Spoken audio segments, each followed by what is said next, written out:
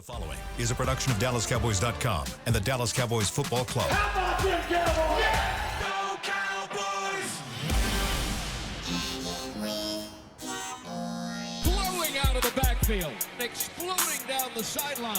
This is Hangin' with the Boys. Now, your hosts, Nate Newton, Kurt Daniels, Jesse Holley, and Shannon Gross. Look at... Oh, we live?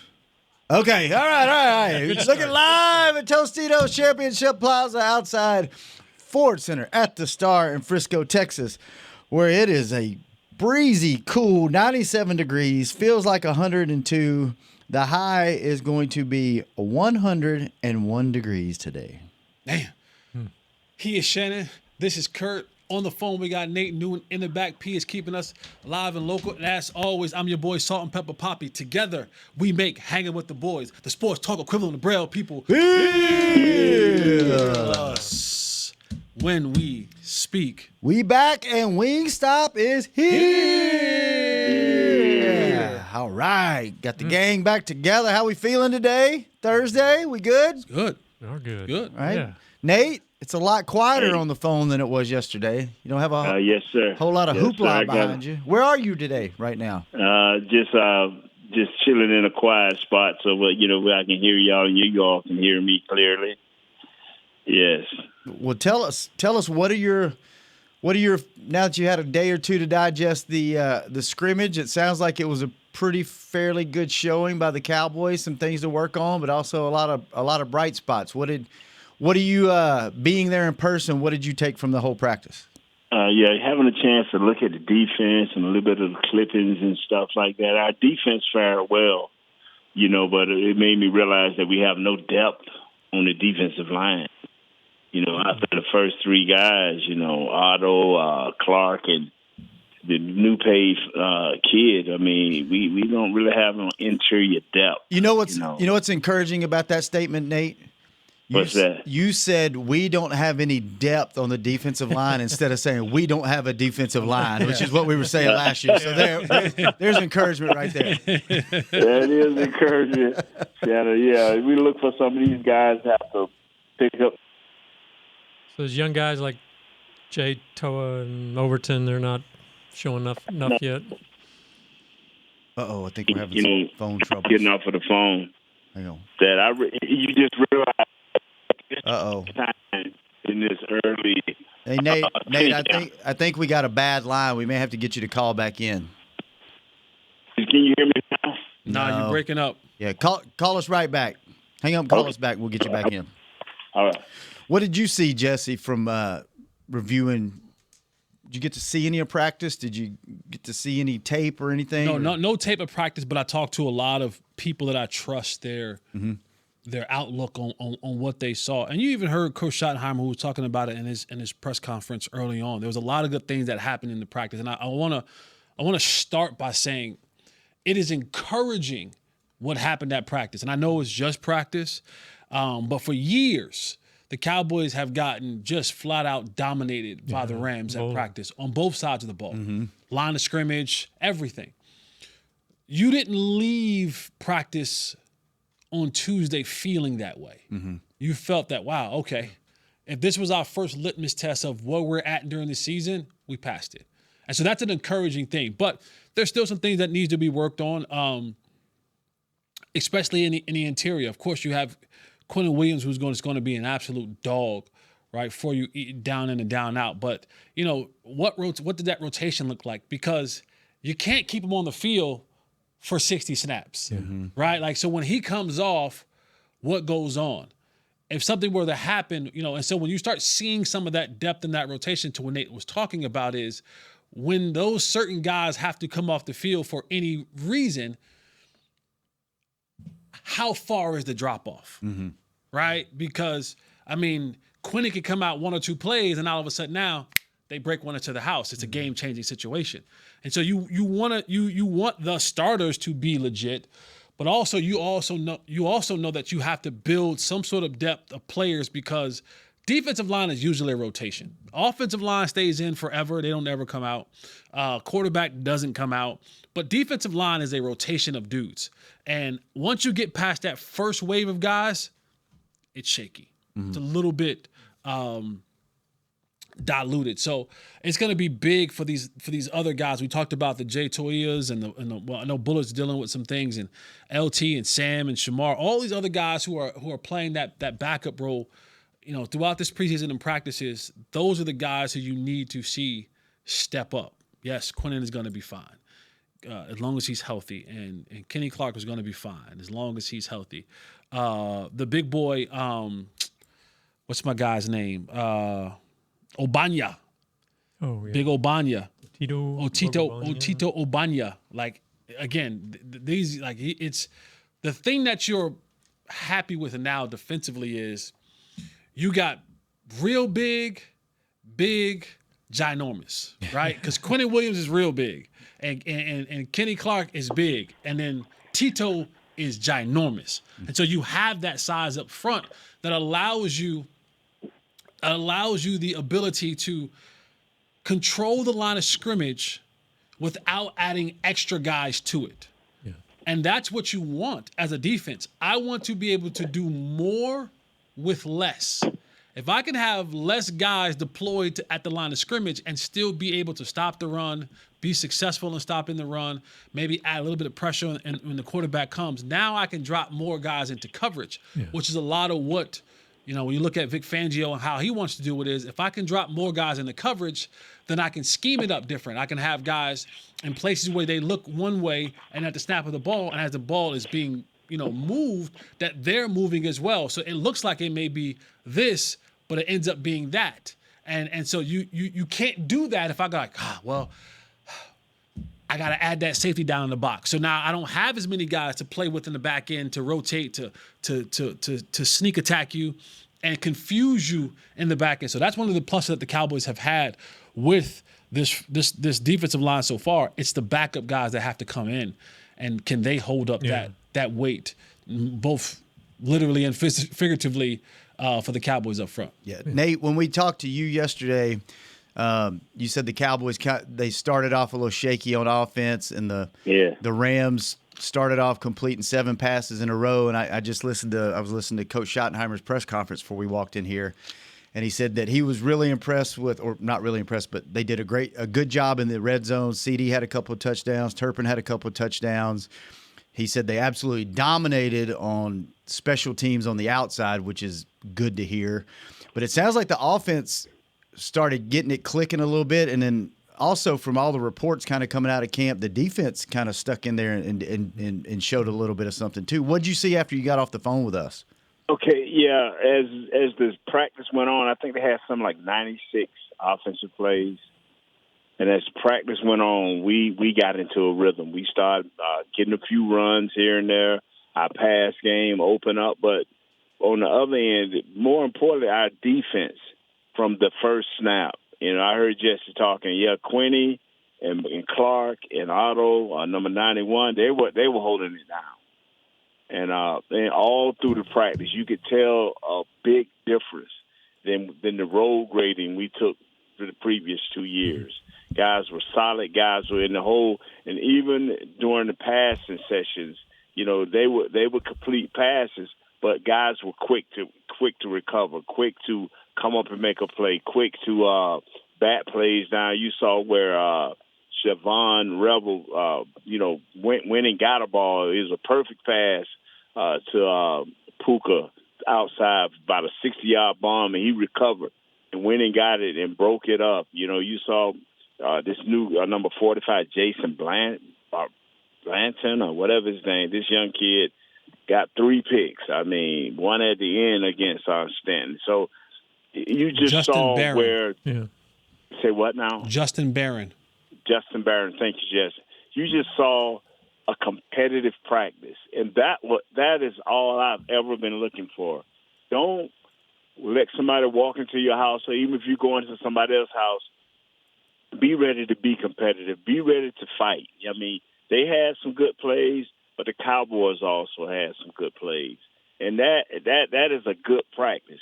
It wasn't just they were the dominant team. But now I will say this: at this point in the game, you can tell the Rams are a little bit sharper. They are a little bit better team. As a whole, you can just tell that by the way they run their operation and the confidence with their players practice with. And let me also add to this, just to kind of give a larger scope of how, like I said earlier, the positive to me out of all of this with the inter squad scrimmage was that the Cowboys were not dominated. Mm-hmm. They left this thing feeling better about themselves, better as a team. But you also have to realize this isn't like or played out as if it was a game. Mm-hmm. Right? So, like, there are scenarios that are happening in each one of these periods, right? So it's third down, it's fourth down, it's we're working on, third and short, red zone. So, like, there are different scenarios that are happening throughout this game and throughout this practice. And that's the difference between the controlled inter-squad scrimmage and an actual preseason and or regular season game. Because, one, they're scheming, right? It's a better schematically. Two, you have to play every scenario. You have to play. Like there's no there's not 90 guys out there. Because what we're looking at, because again, what we're talking about is the whole practice. Well, the whole practice is not ones-on-ones. Right? Like Justin Barron had 3 interceptions. Well, he got 1 against Matthew Stafford. The others came against backups.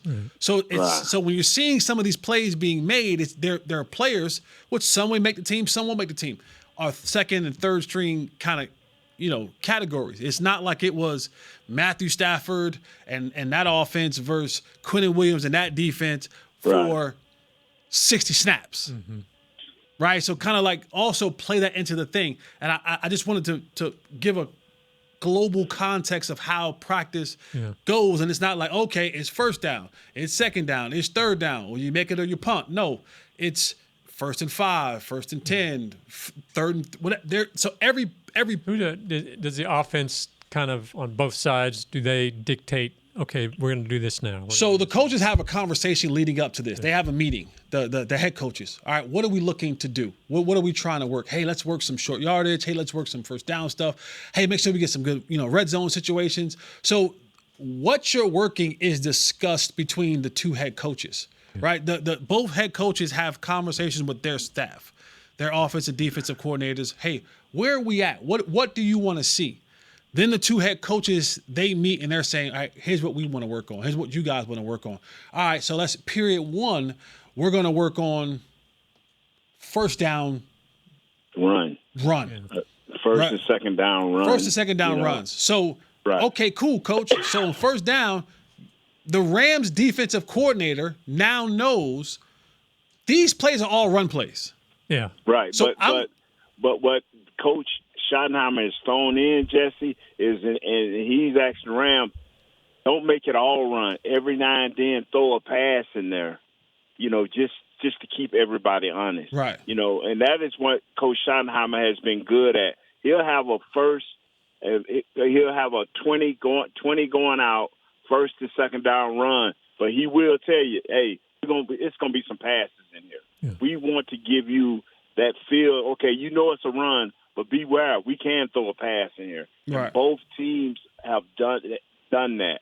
Where you say, oh, this first and second down run, you're coming off of the 20, but the next thing you know, the first thing is a play action pass. Yeah. So they do occasionally throw a pass in there, but for the most part, you're correct. It's a run period. Or it's a pass period, and they will throw a draw in there or a screen out of the backfield. So they do mix it up. They do want to make you read your keys, is what I'm saying. Yes. And so it might be, okay, we're doing 1st and 10 this play, and the next play it's not 2nd and 4, it's 1st and 5 now. Right. Yeah. Right. So it's not like, hey, 1st and 10, whatever y'all got is now, if y'all got 3 yards, okay, 2nd and 7. Yeah. No. Yeah. No. It's next play might be 1st and 10 again. It's scripted. It's scripted all the way down. Yeah. But what is amazing that I like about this right here is our veterans and our second-tier guys are getting a truer look than what they would get in a preseason game. I'm telling you, Jess, you've seen it. The Rams know how to practice, fellas. I cannot overstate that enough. They rose the level of our practice. And the Cowboys, Jess, you saw, we were having pretty decent practices while you were out here, the padded parts of it. And these guys were banging pretty good. They were here, but it still went up a notch with the Rams, and that's what I like. Your veterans had maybe 30 snaps. You know, out of the 96, your first team may have had 30 snaps. I mean, good, solid physical snaps. And that goes a long ways in getting you ready for the season. Okay, let me ask you this, though. We know the starters aren't playing Saturday in the preseason game, so why aren't they getting like 60 snaps instead of 30? They could have, Kurt, they could have, but they were mixing guys in and out. They didn't just do, like Jesse was saying, they didn't do one versus one. You saw Quentin in there a couple of times with the second team for a couple of snaps. Yeah. You saw same thing with Clark. You saw the outside linebackers just continually rotate. You know, Donovan Izaraku, Gary, Leofold. They trying to get guys a look with the first team, some of the second team guys, just mixing them center. And all the safeties we got, they running them safeties through there, man. And I also say, you know, Kurt, it's also the starters, and this is always my gripe about preseason. Like, I've always wanted starters to play in the preseason. I've always said that. I've fought with the old crusties. I fought with some of the new generations about play football. But if I gave those starters 90, if we got 90 reps and I gave them 75 of them, well, then how do I evaluate the guys that I'm actually trying to help make this team? Well, and that to me, that's what the preseason games are now for. Yeah, but how do they get the reps in practice to make sure that they're doing the right thing in practice so we can coach stats and they get it right in the game? Right. So it's a kind of, you know, it's a you know, what came first, the chicken or the egg type situation. The hope is go ahead. But this is the best way, Jess. I'm telling you. I wish y'all were out here to see the Rams. The Rams make you pick up your pace. They make you pick up your pace. And these guys, you know, at first I thought our defense wasn't very physical, but when I went back and went in there and stuck in some of them coaches' meetings, our defense was physical. You know, they just weren't throwing people to the ground. They were physical. They were doing what they needed to do. And our veterans, I think, will be more prepared this year, especially guys that did not go through our training camp last year. You know, they will be more prepared, I think, than they were last year or the year before because they picked up their pace. Now, Quentin, you didn't have to tell him to pick up his pace. Same way with Clark. These guys know. Rashawn Gary, guys that's been in the league, they knew. When they stepped on the field, they knew. Agent Zero, he was ready. You know, he's always on go. So he was running 100 miles an hour. And so my thing was, how would the backup guys react to that? In the first couple of plays, they kind of had to feel it, but they had to hurry up and catch up. And you need to practice this type of way when you're not going to play in the preseason. Now everybody keeps saying, who's the fourth receiver? Who's the fifth receiver? Who's the receiver? Well, who's going to be the man in preseason? Now, hey, your chance. Be the man in preseason because you finna get it all. Yeah, be the man, and let's pick who out of Mango, out of Brown, out of Smith. Oh, let's say now when the writers write something, they'll really have something to write by. You know, this was the best guy in preseason. So, well, that's your fifth receiver. Well, that's good to hear because to me it would seem like no matter how good the practice is, there's nothing better than the game. Getting that experience. To me, I mean, there are some good things you get from practice, but again, because like, even in practice, I can't bring a guy to the ground, right? I tag off. You know, guys catch the ball and they keep running to the end zone, and they, you know, like, oh yeah, you didn't tackle me. Well, when the game, we know, we know, and then in the game, there is no coach ain't on the field. You know, some of it in the box, some on the sideline. It's you, and whether that's a 6-play, a 2-play drive, a 6-play drive, a 12-play drive. You got to deal with that and everything that comes in between that. So fatigue is happening. You got some other folks trying to make a team that won't stop coming at you. So, like, to me, the game gives a level of consequences and a heightened sense of awareness that you just don't get in practice. There's something mentally in practice where you go, yeah, I can go hard, but I'm also like, let me try this. Let me try. You ain't doing that in the game. Not when you're trying to make a team. Right. You trying to be as sound as you possibly can. In practice, you're like, oh, I'm gonna try to jump jam him. And if I miss, we line up again, coach. I try to jump jam, I miss him. In the game, that's on your head. You don't want that to happen. So that's the difference for me. Hey, Nate, we got to take a break. You hanging out, or you got to go? I hang out just a few more minutes, man. Just a few minutes, All right. Well, I'll tell you what. Hang out a few minutes, and then we'll take a late break. I got a question for you. Okay. We'll let you go when we go to break. Okay. We all like what Christian Parker's done in press conferences. What kind of coach is he on the field? Is he a in-your-face guy? Is he an energy guy? Is he? No. He got guys that does that. He's the type of guy. He's everywhere, as like Derek Ansley, the pass coordinator. He's everywhere. They everywhere. But coach is kind of, he's not that. He'll say something fly to the offense. He'll say something fly to his players, but he mainly just overseeing everything. And Jesse was out here and tell you the same thing. He'll say some things, but he more right now trying to make sure everything is running right. I would like to see him, and maybe he'll be up in the press box, maybe he'll be on the sideline. We don't know, but I would like to see him get ready for a game week. I would like to see what type of guy he is, because right now he's just coaching. And that's what every coach is doing, just running around coaching, trying to make sure guys are doing the right thing. Now, during that scrimmage, you saw the head coaches more involved than than a normal practice. These guys, they were talking to guys, but kind of like when they was running to the sideline. But doing our regular practice, they out on the field. Just to say, they out on the field, they talking, they coaching, they trying to make sure everybody know what to do. But during this preseason game, I call it, because they're like they go faster. And this maybe the Rams again and their enthusiasm. They say they go faster than this preseason game we're gonna have. It's our preseason scrimmage we finna have come Saturday. Good stuff. Any parting words or questions for Nate before we go to break? Let him cut him. Are you going to Seattle?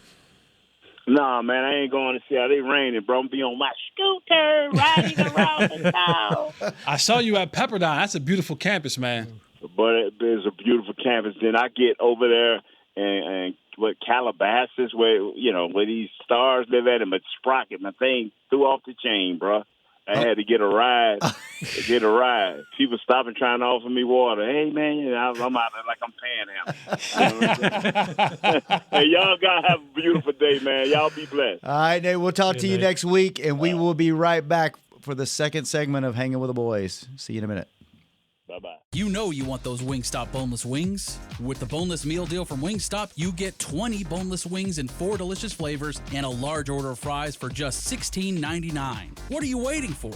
More wings, more flavor, more bang for your buck. The $16.99 boneless meal deal from Wingstop. Order now from wingstop.com. Valid at participating locations for a limited time on orders for pickup or delivery placed via wingstop.com or the Wingstop app. Prices may vary by location. See wingstop.com/offers for full details. Hey, Cowboy fans. Keith Davis here, former Cowboys safety. Keith Davis into the end zone. You know what separates champions from the rest? Making the right move at the right moment.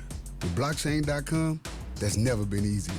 The Cowboys became America's team by striking bold when it mattered most. Now it's your turn. Invest like your icons with blockchain.com. Visit blockchain.com/Cowboys today to get started and learn more. That's blockchain.com/Cowboys. This summer, SeatGeek has your ticket to the best live concerts in North Texas at AT&T Stadium. SeatGeek makes it easy to catch world-conquering tours, high-wattage performances from your favorite artists all summer long. SeatGeek has the best seat, your seat, for an unforgettable summer. From rock royalty to rap superstars, R&B to country, find it all on SeatGeek, the official ticketing partner of AT&T Stadium. Summer concert season officially starts with SeatGeek. It's your summer. Make it count. SeatGeek. Tito's Handmade Vodka is the reason Texas vodka is even a thing. Back in 1997, we opened Texas's first and only legal distillery. We paved the way for knockoffs, copycats, and wannabes ever since. Tito's is the original, the blueprint. Born in Austin, raised everywhere, blissfully ignoring trends for decades. And we're still the only Texas vodka really worth a damn. Distilled and bottled by 5th Generation Inc., Austin, Texas. 40% alcohol by volume. Savor responsibly. Back to Hanging with the Boys. Welcome back to the second segment of Hanging with the Boys, brought to you each and every show by blockchain.com. Blockchain! And Kurt. Yeah, get your copy of the official 2026 Dallas Cowboys Store magazine training camp preview. You'll get scouting reports on every player on the roster, outlook for every position, battles to watch, lots more. Our pull-out schedule poster, which everybody loves. They're no longer online, though. You gotta go to the Pro Shop, or they're in regional outlets like Albertsons, Walmart, Barnes & Noble, or if you're at training camp, pick one up. Y'all do too good of a job. Yeah. Sell out too fast. Oh, wait, I am a little bit confused, though. Yeah. Are they digital? Are you still out of digital copies? No, they are. We're selling print copies. Oh, okay. All right. Through the Okay. through the online Pro Shop. Do you do a digital copy? We used to. We're not anymore. You don't do it Okay. anymore? I was like, wait. Why don't you sell out online? This digital. Yeah, no, we. Yeah. Okay. sell All right. those All right. day. Sounds like a scam. I was like, wait a minute. I was like, Kurt's like, I don't want to do this. No. Okay. That makes sense. All right. I was like, No, these are all print. We're talking about. gotcha. Do you think, I never do this, and every once in a while I think about it, and I'm like, should I do this more? I never, except at the top of the show, we never identify ourselves. I never say, hey, now we're back. Kurt Daniels, Jesse Holly, Nate Newton. Oh. I'm your host, Shannon Gross. Should I do that more? Or is Sure. it like whoever, if you tune into this and you've been listening to this for 7 years, you probably know who we are. I do it. You do it? I do it. But that's just Yeah, I'm just not a radio that's guy. the radio I guy. just in me. always Yeah. forget. All right. More football. The roster. If you were wondering, that's Shannon. He's Yeah. back his feet. Yeah. I'm Salt Pepper Poppy. Nate just got off the phone with us. He's in There you go. Oxnard. See, maybe we should do that when we come back. I should Sure. throw it to Jesse, and then Jesse can throw it back to me. Sure. Yeah, we'll try something different. Tune in this year. Maybe we'll mix it up a little bit. All right, the roster finally came out. The unofficial depth chart, should I say. Charts. And it's always funny to me to look through this and see the word or. Yeah. Is that an ego thing? Is that a coaching kind of taking care of his guys thing? Is that a PR thing? Why would you put, or is that a real, like, we're really, really tied on this and we don't want to? I mean, look at the names. Yeah. Like, there are names that are actually battling. Mm-hmm. Savon Rebel, Kobe Durant. That's probably the training camp battle so far. I think so. Sam Howell, Joe Milton. Mm-hmm. That's a training camp battle. Both of those guys can throw you in a game, and then both of those guys will throw you out of a game. Shout out to Sam Howell, Tar Heel legend. Yeah. And then Malachi Lawrence and Sam Williams. Mm-hmm. That's been another training camp battle. Malachi Lawrence is a guy I know, first round pick. We haven't heard anything about him. He's learning. He's learning what it is to be an NFL player, and it's all those small things that he has to adjust on. That it's a small thing, like one of the things, like a false step. Yeah, like he's not deliberately, but he's consistently taking this false step. Well, you take a false step trying to rush, that tackle's on your tail. Mm-hmm. You know what I'm saying? He's already about the ball already, and you still in your stance. So it's a lot that he's working with. And with Sam Williams, another guy who's battling for a job, they brought him back on a 1-year deal, and while he has the NFL experience, you know, Sam, questionable guy, you know, when it comes to playing him down in and down out. So I think the or is just a realistic thing of we don't know. We don't know. Yeah. Like we don't know. And Coach Schottenheimer, you know, like with the Kobe Durant and Rebel situation, he's like, neither one of those guys might not play in the preseason game.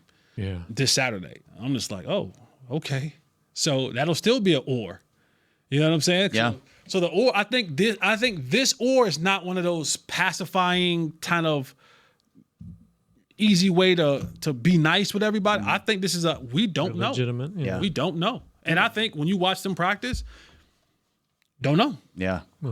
Anything jump out at you from this first release? Anything surprising, or is it about where you thought it was going to be? No, I told Kurt earlier. Somebody made a boo boo. What jumped out to me was I started reading the coaching staff at the bottom. Defensive coordinator Matt Eberflus. I was like, oh no! Yeah, somebody forgot somebody copy and paste and forgot to paste the other part. Got to delete. Delete the other part. So something I was looking at, I was like, wait.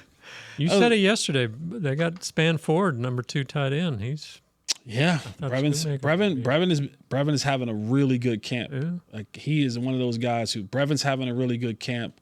I'm surprised I didn't see the or between Maffa and.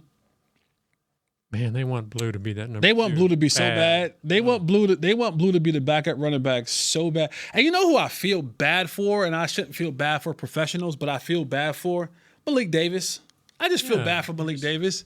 It's just one of those things. It's like, come on, y'all. Y'all keep bringing me back here. I keep showing that I'm a professional. I keep doing what I'm supposed to do, and you're just consistently trying to find guys, forcing guys to play in front of me. Like, and Phil, like I said, Phil Maffa and Jaden Blue they're both having really good camps. Jaden Blue has to keep the ball. Like that's a big problem for him, is turning the ball over, just letting the ball get knocked out. Phil Maffa, for his physical size, big boy can move. Yeah. Like big boy he got some scoots to him as well. But yeah, Can you keep both? Can you keep, because you're going to have Lupke on there and Williams. Can you keep 4 running backs? Can't. Yeah. I can't. Who did you like better visually out there, Blue or Maffa? Because I heard really good things about Maffa, even though Blue's second on the depth chart. I heard they really think like him. No matter how, if Javonte went down today, you would be able to do more reps at a starting running back for Phil Maffa than you could for Jadon Blue. Blue's just that change of pace guy, no matter who. Yeah, Blue is just a change of pace guy. The durability's not there. And I wouldn't even be shocked if something were to happen to Javonte. This is the part, like, if you keep Malik Davis on the practice squad, I would not be shocked if Malik Davis would jump into the starting role and those guys still be backup. Well, you know you can trust him, right? Right. I mean, you know that and Malik did well when he got in the games last year. Well, he did really good. I thought it was interesting. I think it was Calvin in the morning news. He said that Malik is still the first team, like, punt guy, the up front blocker guy in front of the punter. Is that what he's had? Yeah, the personal protector. Yeah, that's what it is. Sorry. He's still the first team guy there, but he's a 4th string running back. So how does that? It's like, he might not even make the team at running back. They're not going to keep him just as a personal protector. And that's the thing. That's the luxury of what you have now in this whole practice squad elevation thing. And also, like, people talk about, like, how much they love Hunter Lipke. Hunter Lipke could be the guy that's gone. Like, Hunter Lipke was a Mike McCarthy want. Mike McCarthy likes to work with the fullback. But I can do things where I don't need a fullback. I can Brevin Span Ford. You're not going to play some fullback. Yeah. You know what I'm saying? So it's like Hunter Lipke could be one of those guys on the outside looking in if you're having to. He's wanting to big keep 4 special teamer, right? Yeah. If you're wanting to keep 4 running backs. Yeah. But it's impossible. It's literally impossible to keep 4 running backs. Yeah. It's impossible. I was surprised they've got Bass as the number 2 center. I thought he'd be. That may just be trying to fit everybody in there, but so those guys were getting. TJ Bass was getting some snaps at center because they want that versatility there as well. I know that they were saying that, we're going to have Tyler Smith play some left tackle. Tyler Smith has not played left tackle, not one snap. Now, they'll say that he's doing it because they'll have, like, the day that they consider, like, off days. They have off days and they have regen days, which is not a physical practice day. They'll go out there in a walkthrough, but no one is invited out to watch the walkthrough. They'll say, like, oh, he's got some reps. He has not gotten 1 rep at tackle in training camp when practice is happening. Yeah. He may do it in that hidden walkthrough that they're talking about, but he ain't done it 1 time. In the 2.5 weeks that I was there, not once Not second team, third team, first team. Not in warm-ups. Not once has Tyler Smith kicked out to left tackle during training camp. All right, let's take our last break. When we come back, let's talk about money, money, money, money. And we will see if we think, or we'll see if Jesse thinks there will be any starters at all, because there's a couple of guys that we would probably like to at least see on the field for the preseason game, if not get a few series. We know his opinion on it, but we'll see if he thinks anybody will actually make it out there. All that and more when we come back for the last segment of Hanging with the Boys. Be right back. This summer, SeatGeek has your ticket to the best live concerts in North Texas at AT&T Stadium.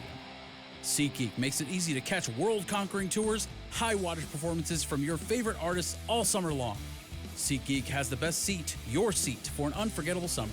From rock royalty to rap superstars, R&B to country, find it all on SeatGeek, the official ticketing partner of AT&T Stadium. Summer concert season officially starts with SeatGeek. It's your summer. Make it count. SeatGeek. Cowboys Nation, listen up. Tyson Foods is giving away Cowboys season tickets, and you can enter for a chance to win right now. That's right, the official protein of the Cowboys is fueling the Star Faithful with a chance to win season tickets. Head to Tyson.com to sign up for your chance to win Cowboys season tickets now, and remember to power up with protein from Tyson Cowboys Star Nuggets, Jimmy Dean, Ballpark, and Hillshire Farm. At Batteries Plus, we don't just sell batteries, we recycle them too. So don't toss your old ones. They're packed with critical materials we can reuse. We make it simple. Come in and recycle old lithium batteries found in your power tools, power banks, wearables, and small electronics. Join America's team and recycle with Batteries Plus, the official battery recycling partner of the Dallas Cowboys. Batteries Plus, the experts in charge. You know you want those Wingstop boneless wings. With the boneless meal deal from Wingstop, you get 20 boneless wings in 4 delicious flavors and a large order of fries for just $16.99. What are you waiting for? More wings, more flavor, more bang for your buck. The $16.99 boneless meal deal from Wingstop. Order now from wingstop.com. Valid at participating locations for a limited time on orders for pickup or delivery placed via wingstop.com or the Wingstop app. Prices may vary by location. See wingstop.com/offers for full details. Back to Hanging with the Boys. Welcome back to the final segment of Hanging with the Boys. Jesse Holly, Shannon Gross, Kurt Daniels, joined by Paul in the back. There we go. Doing some real radio. Let me tell you about Rally Days real quick before we get into it. The countdown to game day starts with Rally Day, presented by SeatGeek. The day before select home games, get a tour of AT&T Stadium, autographs from the Dallas Cowboys cheerleaders and alumni, play games on the field, and more. Get your tickets at attstadium.com/rally. I wonder if old Nate's ever out there for Rally Days. I wonder if they ever get him out there. Never heard him talk about it. I don't know. Me either. All right. We're going to tell you, Jesse's going to tell you a story, and then we're going to tell you the reason why. And the reason why things are different around here than they are in any other professional team, regardless of what league it is. So whether it's football, baseball, basketball, hockey, and this is just one small sliver of the onion peel that is the juggernaut of Cowboys income, I guess you could say. So, I think you should start with the money part. Okay. And that will lead into. Okay. So the Forbes, was it Forbes? No, Sportico. Sportico list of, and by the way, the Lakers just sold yesterday, like right after this list came out for what, 12.5 billion. So the Cowboys are valued at $15.5 billion with a B, billion. And Jerry bought the team for how much back in $150? 150 mil? 150 million. It's a pretty sizable investment. Yeah. You don't grow that much in that short a period of time unless a few things. One, you're very business savvy. Two, your product is very, very, very visible and accessible. And that leads us in, and a lot of people will criticize Mr. Jones for not putting football first in a lot of areas. You know, we talk about the tours in the facility, and you talk about, you know, being able to go out on the field at the stadium, you know, after games and things like that. So you can buy a membership to the Cowboy Club and have expensive lunch, and while you're watching practice any day of the week. And look, from a football perspective, a lot of that stuff, a lot of head coaches come in here and they try to shut things down, and they're like, look, this isn't the way I'm running it. Well, you don't get to $15.5 billion worth unless you do things differently. Yeah. So Jesse's got a story about out at camp. And Yeah. as soon as he told this story, I was like, oh, I know why. I know why this happened. Yeah, so and this is why. So we were out at camp last week, and about 20 minutes before practice, we get everybody, all the media. We all on the media email line. Mm-hmm. We all get the same email about 20 minutes before practice, and it is hilarious because you just see like roaches. Everyone's like looking at their phone, and there's like, and all the media members assembled. It was like Voltron. You know, all the media members were coming together. Who was the email from? It was from Cowboys PR. The PR department. Yeah, it was from the Cowboys PR department, and the email basically said, this point moving forward, you are no longer allowed to record team periods in practice. And now, if you're not on social media, you don't know that a lot of journalists that follow the Cowboys have made, but a lot of them have made a name for themselves, have grown their social following to hundreds of thousands because they put clips out in real time. Yep. From the sideline, and the Cowboys are one of the few teams that let media actually go get on the sideline during practice. So go ahead. And so as this thing comes out from PR, I mean, to your point, everybody's in a panic because financially for media members, a lot of people trips have been funded by different sponsors. And those sponsors are looking for you to meet a certain level of what we call impressions or views or stuff like that. Well, you're monetizing those clips. Those clips. And they want their faces to be on these clips and associated with you and all this other kind of stuff. And so guys is like, it was, I mean, you name it, Todd, Clarence, Calvin, Joe, Nick, all these guys were just like what's happening? And so they come in and they're like, Tad and Scott, they're like going at those guys about what's going on. And what ended up happening was coaches, and he came out and said it later on, Christian Parker, the new guy who comes into town, he's like, they didn't like it. They didn't like the fact that people were taking shots and it wasn't sideline shots. And from the stands. Mm-hmm. So you're getting a all 22 type view from the stands. Which I get that because you've had other teams say, hey, I actually got some information from this and this. And that's what Christian Parker was saying. He was like, man, when I was with Denver and Philly and we followed a bunch of the beat writers because we were seeing what they was posting. And he was like, not necessarily always getting footage from the practice, but I know, who's injured, who might be injured, or who's playing, who's not be playing. So he's like, I've gotten little tidbits about that. And so he kind of wanted to stop it. Well, they had a conversation amongst the coaches. Coaches then told the PR people, and PR people took it upon themselves to say, hey, we're done. Well, Todd Archer said, media revolted.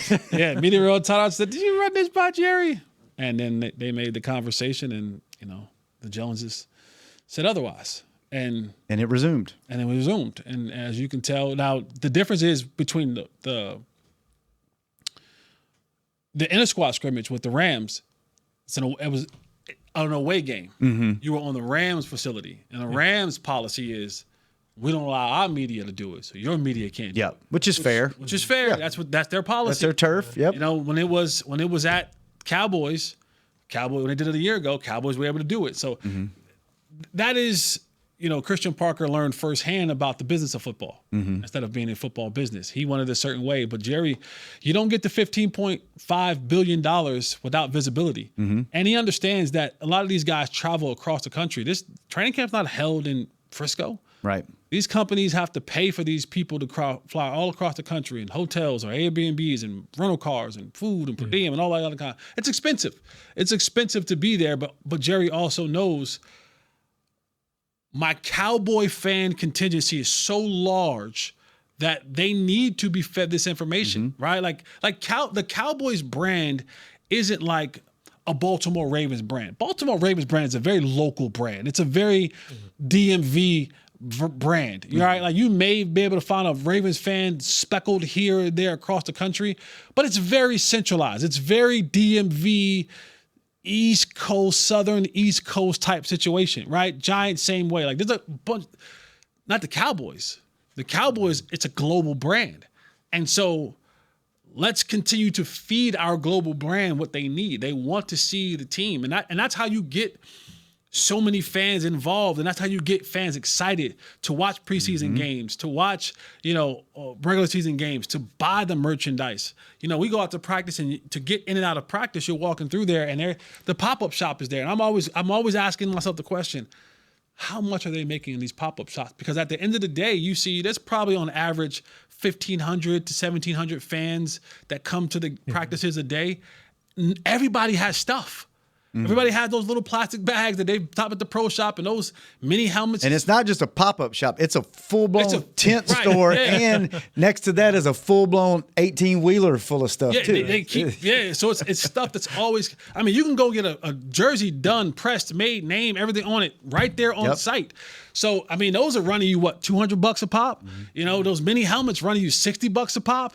So it's you look at that and Jerry understands. He understood when he bought it. He understood about the iconic uniforms. He understood about always playing on Thanksgiving. There's so many things that he's understood about the media marketing side of this that he's like, no. And it always, my clips will circulate everywhere. And it amazes me that he's always thought like that, and he gets it. Like if I'm an owner, I'm like, whatever my coach says gives me the best chance to win. But then if you step back and you go, he thinks like globally, and he's thinking like, okay, yes, but really, are these clips really going to?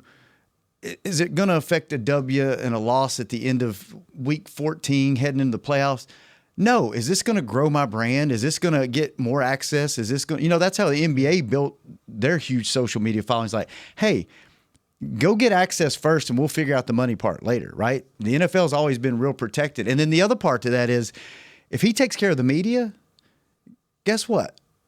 Media's going to be I kind of want to write this about the team and about Jerry, but you know what? Jerry's treated me pretty good. Do I really want to, and that's the other part. It's a little bit of a game. It's why he has the media party. It's why the media still flies on the team plane. It's like, hey, I'm going to take care of you guys, but, remember that whenever you start to write something really bad. Like, Shannon, you've been around this league, and you've seen what other press boxes looks like. Compared to our press box? The food alone is night and day. Hands down. We're talking about prime rib. We're talking about macaroni and cheese. We're talking about all the fixings. You know what I mean? Like, and it's like you got a pregame meal, you got a during game meal. They change it after halftime. Then they got the dessert bar. Yeah. Like you can get beer. You go to some stadiums, you get a hot dog. A hot dog if you're lucky, and they don't run out. And so a lot of times they run. If you don't get in there first at halftime, sorry, you don't get to eat till you get back on the plane. I'm serious. Like you come in there, ice cream. You name it. You go.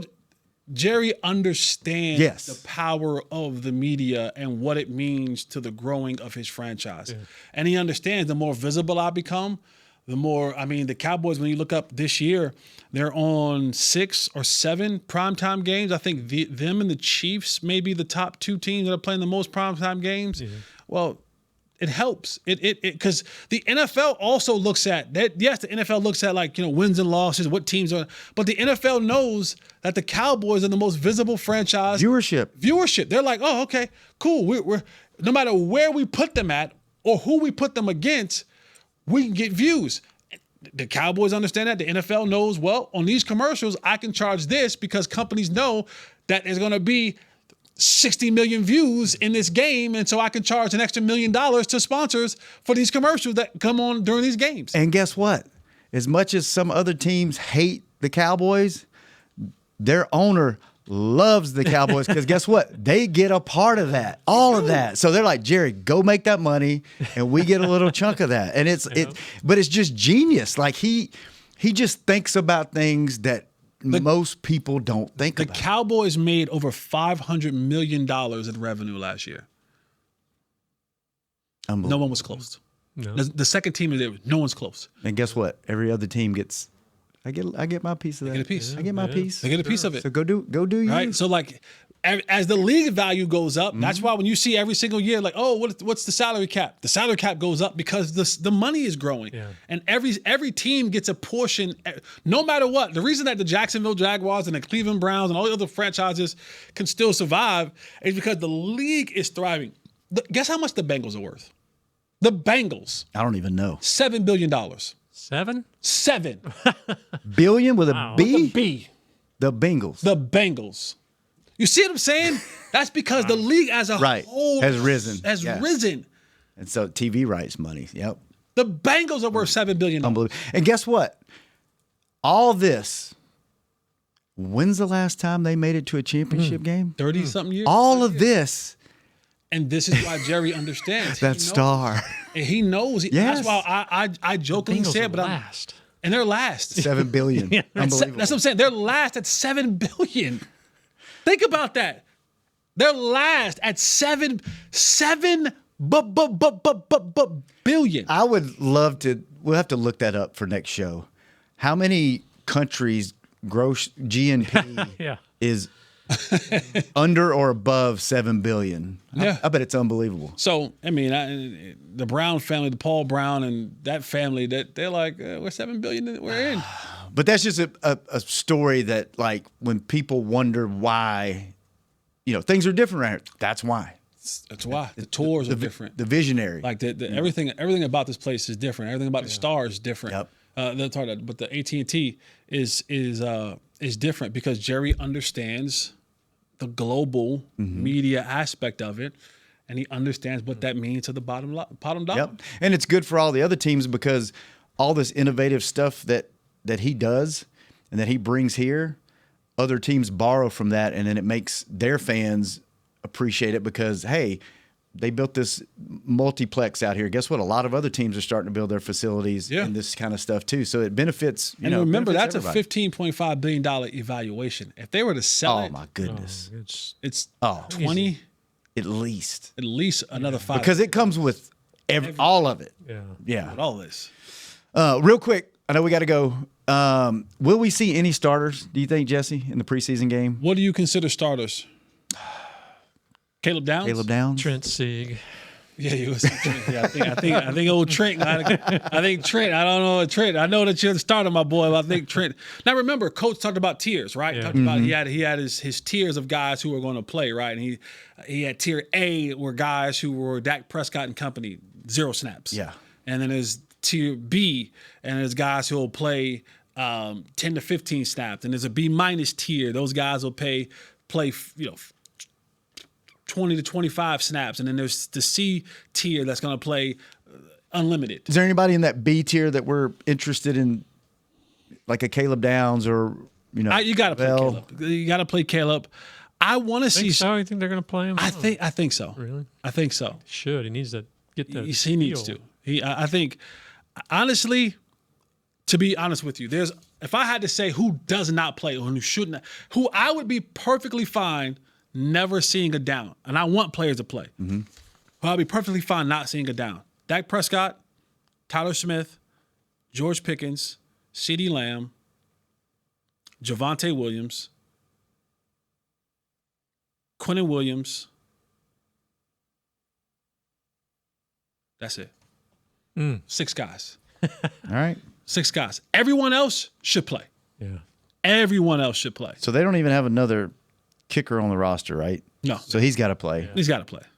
So the whole special teams unit. Yeah. They didn't specialists, they got to play. Specialists got to play. Turpin, Turpin return. He needs to play.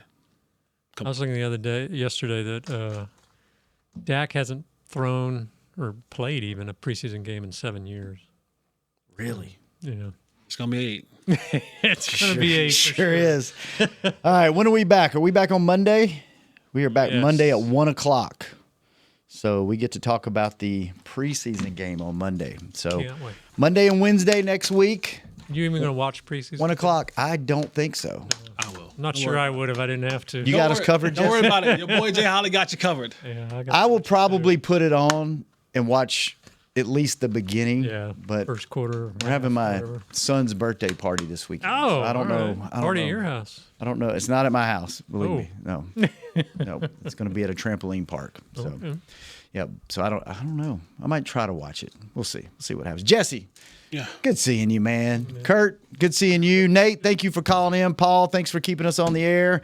Everybody out at training camp, y'all are doing a great job. Keep working hard. We will be back Monday, 1 p.m. on Hangin' with the Boys. We out! This has been a production of DallasCowboys.com and the Dallas Cowboys Football Club. How about this, Cowboys?